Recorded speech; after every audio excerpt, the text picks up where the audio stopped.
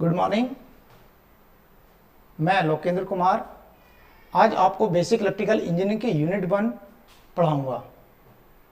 इस यूनिट में हम जो टॉपिक डिस्कस करेंगे वो है आपके डीसी सर्किट एनालिसिस में फर्स्ट टॉपिक आपका circuit elements, concept of active and passive elements, voltage and current source, concept of linearity and linear network, unilateral and bilateral network, Kirchhoff law, loop and nodal methods of analysis, star delta transformation, superposition theorem, Thevenin theorem and Norton theorem।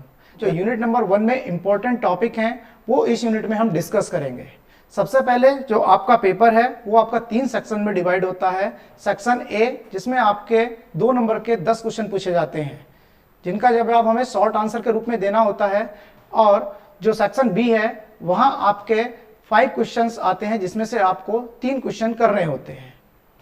Section C में आपके पास 5 questions होते हैं और हर question में आपके पास choice होती है, आपको 2 में से 1 क्वेश्चन करना होता है। तो इस तरीके से आपका जो पेपर है वो आपका 100 नंबर का बनता है। तो यहां हम डिस्कस करेंगे जो इंपॉर्टेंट टॉपिक्स हैं और जो एग्जाम के पॉइंट ऑफ व्यू से इंपॉर्टेंट है। तो सबसे पहला हम डिस्कस करेंगे what is the active network, concept of network and circuit, classification of electrical network, active and passive network, unilateral and bilateral network, linear and non-linear network, Ohm's law, types of sources, voltage source, ideal voltage source, practical voltage source, current source, ideal current source and practical current source, and after that source transformation। तो यहां से आपके पास जो ये circuits given है active, passive, unilateral, bilateral, linear and non linear, यहां से आपके पास एक 2 नंबर के डेफिनेशंस आपके पेपर में पूछी जाती है। कई बार आपसे वोल्टेज सोर्स के बारे में पूछा गया है कि voltage source, define the voltage source, draw the VI characteristics for the voltage source and current source. तो सबसे पहले हम डिस्कस करते हैं what is the network and circuit. अगर हम दोनों के डेफिनेशन की बात करें तो दोनों में एक बेसिक डिफरेंस है। क्या डिफरेंस है? Circuit is the combination of active and passive element in a particular manner. Mean particular manner क्या है कि आपका सर्किट जो है वो हमेशा एक क्लोज पाथ बनाएगा जिसमें आपकी एक करंट फ्लो करेगी। तो combination of various electrical elements like resistor, inductor, capacitor, voltage source and current source in which there is a close path is called an electrical circuit. अगर हम बात करें नेटवर्क की, a combination of various electric elements like resistor, inductor, capacitor, voltage source and current source etcetera in which there may और may not be a close path. Network में आपका close path हो भी सकता है और नहीं भी हो सकता है। ठीक है, तो दोनों में बेसिक डिफरेंस क्या है कि सर्किट आपका ऑलवेज क्लोज पाथ फॉलो करेगा और जो नेटवर्क है वो हमेशा आपका क्लोज पाथ हो भी सकता है और नहीं भी हो सकता है। फॉर एग्जाम्पल अगर हम ये सर्किट को देख रहे हैं तो ये सर्किट आपका कैसा है? ओपन सर्किट है। तो ओपन सर्किट होने की वजह से ये केवल आपका नेटवर्क है, ना कि ये सर्किट है। लेकिन इस वाले सर्किट को अगर हम देखते हैं तो ये सर्किट भी है और नेटवर्क भी है। तो हम यहां से कंक्लूजन निकाल सकते हैं कि जितने भी आपके सर्किट्स हैं वो नेटवर्क हो सकते हैं, लेकिन जितने भी आपके नेटवर्क हैं वो सर्किट नहीं हो सकते हैं। All the circuit are network but all the network are not the circuit. Got this point? Okay, now we classify the network according to the energy, active element and passive element.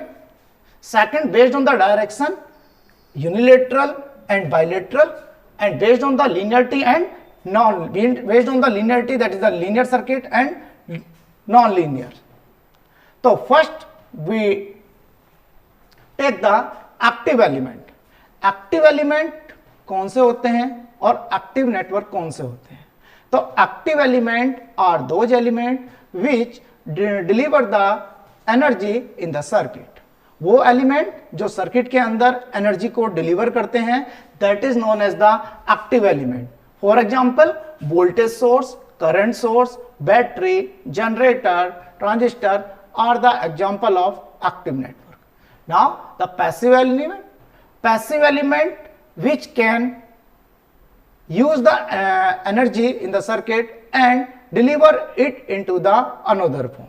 For example, resistor, capacitor, inductor, diode, oblique general purpose diode. These are the example of passive element. When the network or contain these element, if the network contain active element, then the network is called active network. If the network contain the passive element, then the network is called the passive network. Unilateral and bilateral. Unilateral mean, uni mean single, one, and bi मतलब to. Lateral मतलब अगर हम lateral का literal meaning देखते हैं तो वो आता है टू वर्ड्स, किसी की ओर. यूनिलेटरल मतलब सिंगल साइड से. An element which VI characteristic change with the change in the direction of the current is called the unilateral element. वो एलिमेंट जिनका VI कैरेक्टरिस्टिक्स करंट की डायरेक्शन चेंज करने पर change करता है, that's element is known as the unilateral element. For example diode. Diode हमारा क्या है? यूनिलेटरल है. यूनिलेटरल कैसे है?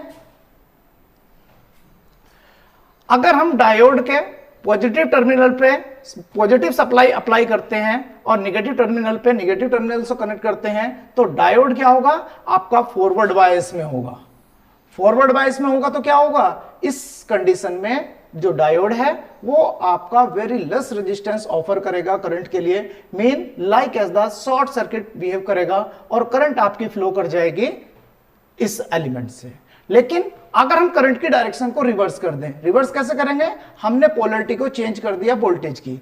अब पॉजिटिव टर्मिनल को नेगेटिव टर्मिनल से हमने क्या किया? कनेक्ट किया और नेगेटिव टर्मिनल को पॉजिटिव टर्मिनल से कनेक्ट किया. इस कंडीशन में जो डायोड होगा वो आपका रिवर्स बायस कंडीशन में आ जाएगा. जब ये रिवर्स बायस कंडीशन में आएगा तो क्या होगा? ये आपका वेरी हाई इंपीडेंस ऑफर करेगा like as the open circuit, और यहां से करंट का जो वैल्यू फ्लो करेगी वो जीरो हो जाएगी. दैट्स मीन अगर हमने करंट की डायरेक्शन को चेंज किया तो इस एलिमेंट का जो बिहेवियर है वो चेंज हो गया.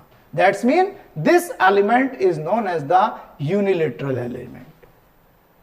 अब अगर हम बात करते हैं बाइलेटरल एलिमेंट की, तो बाई मतलब टू, लेटरल मतलब टू वर्ड्स, मीन दोनों तरफ से अगर हम करंट फ्लो कर रहे हैं और उस एलिमेंट की जो VI कैरेक्टरिस्टिक्स है वो आपकी सेम है, तो उस कंडीशन में जो एलिमेंट होंगे वो एलिमेंट आपके बाइलेटरल एलिमेंट कहलाएंगे. फॉर एग्जांपल रजिस्टर, कैपेसिटर और इंडक्टर.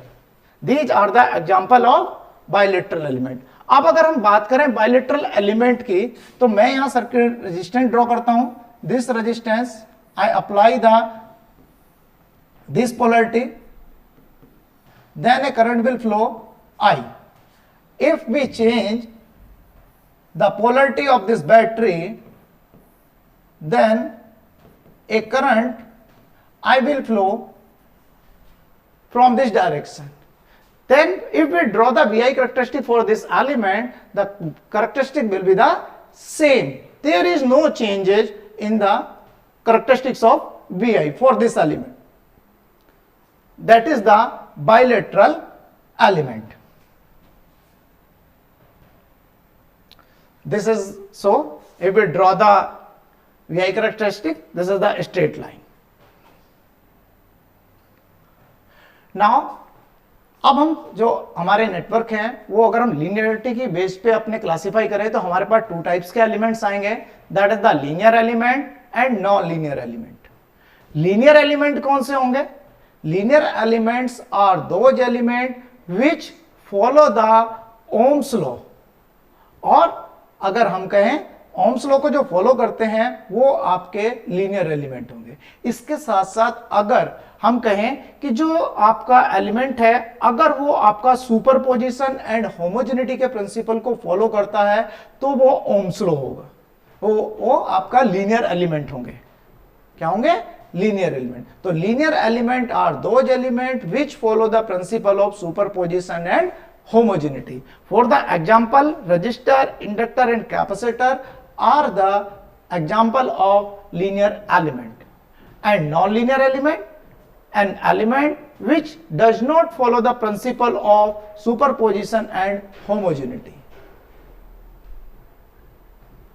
अब अगर हम बात कर रहे हैं कि हमारे पास सुपरपोजिशन एंड होमोजेनिटी का जो प्रिंसिपल है वो प्रिंसिपल क्या है। अगर हम उसकी बात करते हैं तो हमारे पास प्रिंसिपल क्या है, सुपरपोजिशन के प्रिंसिपल को अगर हम एक्सप्लेन करते हैं तो हम किस तरीके से एक्सप्लेन करेंगे वो देखते हैं।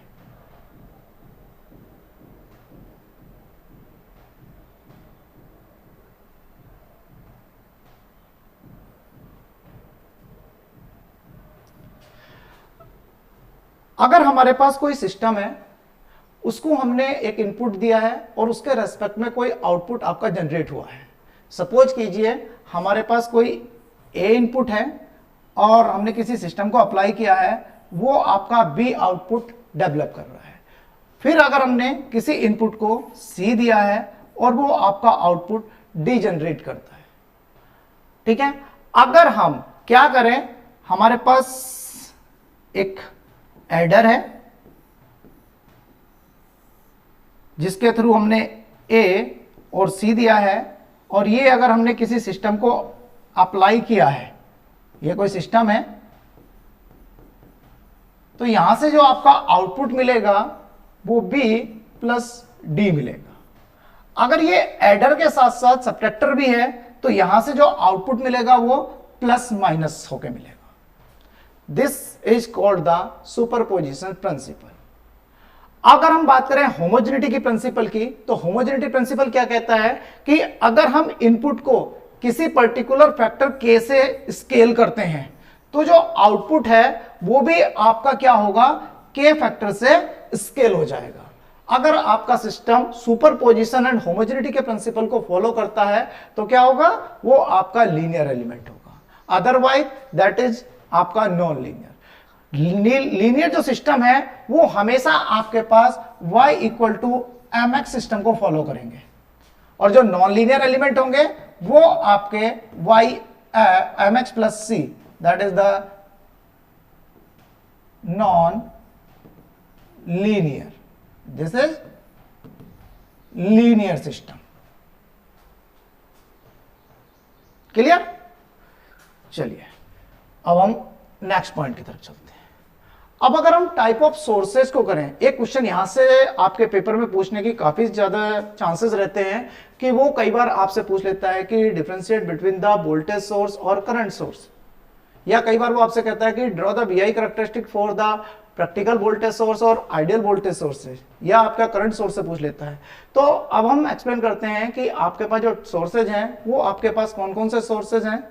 तो voltage sources, ideal voltage source and practical voltage source. Similar way में current source, ideal current source and practical current source. तो सबसे पहली बात करते हैं हम वोल्टेज सोर्स की। आइडियल वोल्टेज सोर्स आपका कौन से सोर्स होंगे? आइडियल का मतलब क्या है कि जितना मैग्नीट्यूड आपका उस सोर्स का अवेलेबल है, अगर वो सोर्स लोड पे अपना टोटल अमाउंट डिलीवर कर पा रहा है तो that is condition is ideal. जैसे अगर हम आइडियल वोल्टेज सोर्स की बात करते हैं तो it gives constant voltage across its terminal irrespective of current drawn through it's terminal.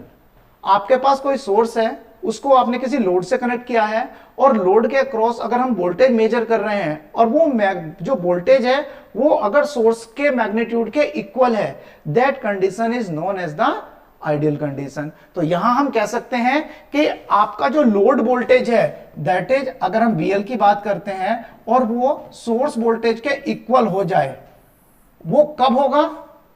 वो कब होगा? उसके लिए कंडीशन है कि internal resistance of ideal voltage source is 0। कई बार आपसे पेपर में पूछ ले जाता है कि what is the internal resistance of ideal voltage source. तो आइडियल वोल्टेज सोर्स का इंटरनल रेजिस्टेंस हमेशा आपका 0 होगा। उस केस में आपका जो वोल्टेज होगा वो टोटल डिलीवर होगा लोड पर।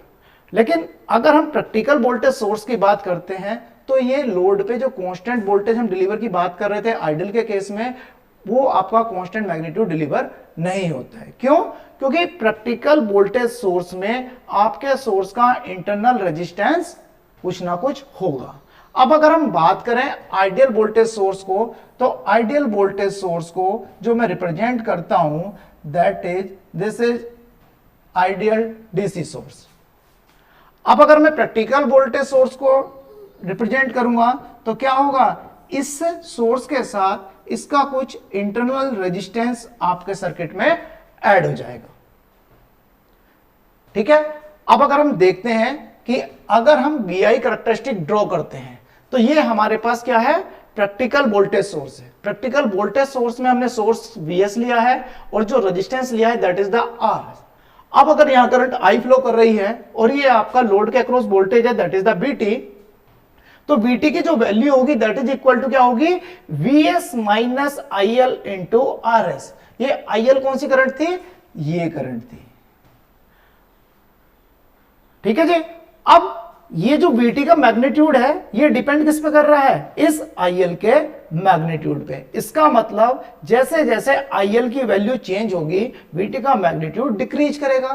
तो हम देखें, हमने प्रैक्टिकल के लिए जो करैक्टरिस्टिक ड्रॉ करी है, this characteristic is this is the dropping characteristics. लेकिन अगर हम आइडियल वोल्टेज सोर्स की बात कर रहे हैं तो आइडियल वोल्टेज सोर्स में जो VI करैक्टरिस्टिक्स होगी वो आपका कांस्टेंट वोल्टेज सोर्स होगा।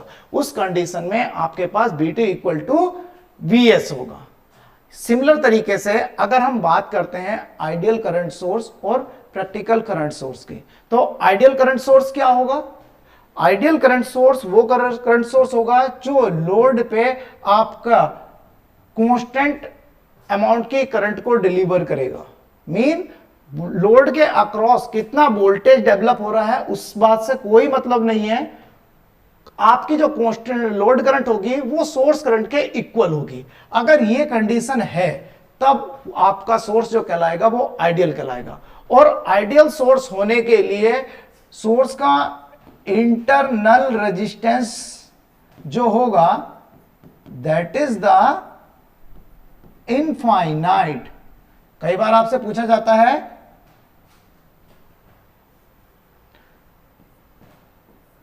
कि आइडियल करंट सोर्स का इंटरनल रेजिस्टेंस कितना होता है, तो आइडियल करंट सोर्स का इंटरनल रेजिस्टेंस आपका इनफाइनाइट होगा।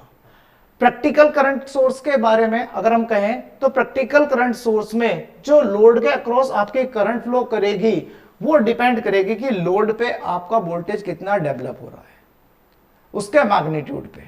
दैट्स मीन अगर हम आइडियल वोल्टेज सोर्स की बात करते हैं तो वहां आपका इंटरनल रेजिस्टेंस इनफाइनाइट नहीं होगा, वहां क्या होगा, उसका मैग्नीट्यूड हाई होगा और वो आपका पैरेलल में कनेक्टेड होगा। This is the symbol of practical current source. इसमें हमने एक सोर्स का मैग्नीट्यूड ISO किया है और जो उसका इंटरनल रेजिस्टेंस है दैट इज द RS। अब अगर इस केस में मैं करंट की वैल्यू को लिखता हूं तो IS जो करंट है दैट इज इक्वल टू हो जाएगी किसके, IS is equal to IL plus ISH। अगर मैं यहां से IL की वैल्यू कैलकुलेट करता हूं तो that is IS minus ISH। अब ISH क्या है, ये आपकी पैरेलल ब्रांच है और हमें पता है कि पैरेलल ब्रांच में जो वोल्टेज होता है, पैरेलल सर्किट में जो वोल्टेज होता है वो आपका सेम होता है। इसका मतलब यहां भी जो वोल्टेज होगा दैट इज द BL। तो अगर मैं इसकी इक्वेशन लिखता हूं तो that is IS is equal to VL upon RSH। तो यहां से अगर हम देखें तो ये जो IL है ये डिपेंड कर रहा है इस BL पे। मीन जैसे जैसे VL का मैग्नीट्यूड चेंज होगा, इंक्रीज करेगा, तो IL की वैल्यू क्या होगी, डिक्रीज करेगी। तो आप यहां देखिए कि हमने आइडियल करैक्टरिस्टिक के लिए जो करैक्टरिस्टिक ड्रॉ की है जो ब्लू कलर से शो हो रही है that is the constant. Mean voltage का उस पर कोई इफेक्ट ही नहीं पड़ रहा है, लेकिन प्रैक्टिकल के केस में ये आपके ड्रॉपिंग करैक्टरिस्टिक शो कर रहा है। एक चीज ध्यान देने वाली बात है कि जब हमने वोल्टेज के लिए करैक्टरिस्टिक्स ड्रॉ की थी तो वहां हमने एक्स एक्सिस पे करंट लिया था और वाई एक्सिस पे वोल्टेज लिया था। लेकिन जब हमने करंट सोर्स के लिए क्या करैक्टरिस्टिक ड्रॉ की है, करंट सोर्स के लिए जो हमने करैक्टरिस्टिक ड्रॉ की है, तो वोल्टेज आपका एक्स एक्सिस पे है और करंट जो है आपका वाई एक्सिस पे है। कई बार जब हम कॉपी चेक करते हैं तो हम देखते हैं कि जो बच्चे करैक्टरिस्टिक ड्रॉ करते हैं वो क्या करते हैं, एक्सेस आपकी सेम ले लेते हैं। ठीक है, तो ये गलती आप लोग ना करें। दूसरा, कई बार आपसे चीज पूछी जाती है कि अगर आपके पास प्रैक्टिकल वोल्टेज सोर्स है और प्रैक्टिकल करंट सोर्स है तो क्या आप इनका सोर्स ट्रांसफॉर्मेशन कर सकते हैं? तो by using the Ohm's law हम क्या कर सकते हैं, इसको कन्वर्ट कर सकते हैं। अब ओम्स लॉ का जो रिजल्ट आता है that is equal to V equal to IR।